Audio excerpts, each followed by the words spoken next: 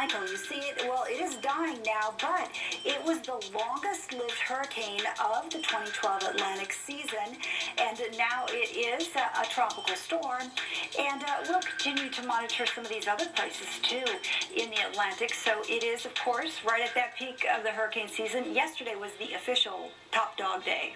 And so I guess you say it maybe for the top dog day, it's a little bit on the quiet side, but that was not the case, no.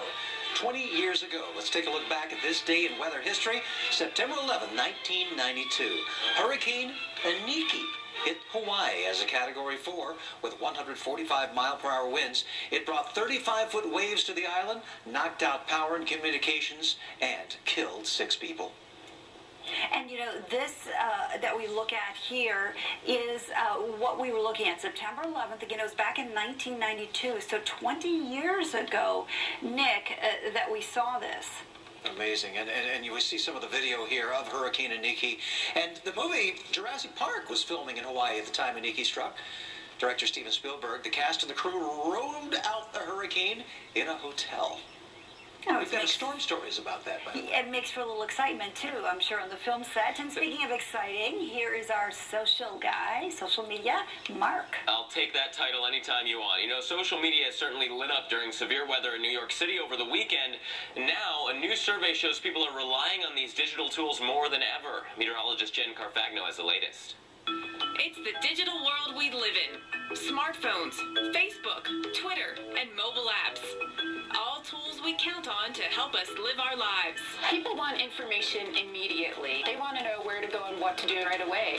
And now a new survey by the American Red Cross says we're becoming more and more reliant on social media and apps during weather emergencies. The most popular emergency apps that people download on their smartphones are in order: a weather forecasting app, a flashlight app, first aid, police scanner, and then disaster preparedness. Mobile apps now tie social media as the 4th most popular way to get information in an emergency, following TV, radio, and online news. Some of the top categories of information they would be looking for are weather alerts and damage reports, and they would also pass this on their own social channels. And that's key information, especially for organizations like the American Red Cross. We've been looking at these trends in communication for several years now, and it also affects how we decide to put information out there, how we reach out to people. For emergency social users, social networks play an important role before, during, and after a storm. In 30 minutes of putting it on Facebook, I had people showing up at my house.